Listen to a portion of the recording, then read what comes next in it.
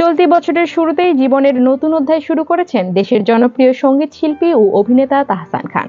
Makeover শিল্পী রোজা আহমেদকে বিয়ে করেছেন তিনি। রোজাকে বিয়ের আগে অভিনেত্রী রাফিয়াত রশিদ মিথিলার সঙ্গে দীর্ঘ 11 বছরের দাম্পত্য ছিল তাহসানের। 2017 সালে তাদের সেই সংসারে বিচ্ছেদ ঘটে। এরপর 2019 সালের ডিসেম্বরে উপার বাংলার পরিচালক সৃজিত মুখোপাধ্যায়ের সঙ্গে বিবাহ বন্ধনে আবদ্ধ হন মিথিলা। অন্যদিকে মিথিলার সঙ্গে বিচ্ছেদের পর দীর্ঘদিন কোনো সম্পর্কে জড়াননি তাহসান। তবে 2025 সালের শুরুতেই নিজের জীবনের দ্বিতীয় ইনিংস শুরুর খবর প্রকাশ্যে আনেন। প্রাক্তনের বিয়ের পর মিথিলার প্রতিক্রিয়া কি ছিল সেটা জানতে ব্যাপক আগ্রহী ছিলেন ভক্তরা। কিন্তু তাহসানের বিয়ে নিয়ে শুরু থেকে নীরব ছিলেন এই অভিনেত্রী। এমনকি সাবেক স্বামীর প্রতি কোনো শুভেচ্ছা বার্তাও পাঠাননি তিনি। তবে সম্প্রতি এক সাক্ষাৎকারে তাহসানের বিয়ে নিয়ে প্রশ্নের মুখে পড়েছিলেন মিথিলা, যেখানে তিনি বলেন বিয়ে নিয়ে তার কিছুই বলার নেই, এটা নিয়ে কথা বলতেও চান না। এটা যার যার ব্যক্তিগত বিষয়।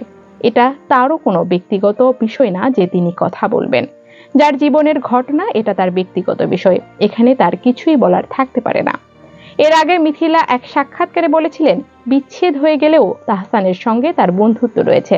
অভিনেত্রী মনে করেন সন্তান থাকলে তার স্বার্থ আগে দেখতে হবে, সন্তানের মানসিক স্বাস্থ্য সর্বাগ্রে।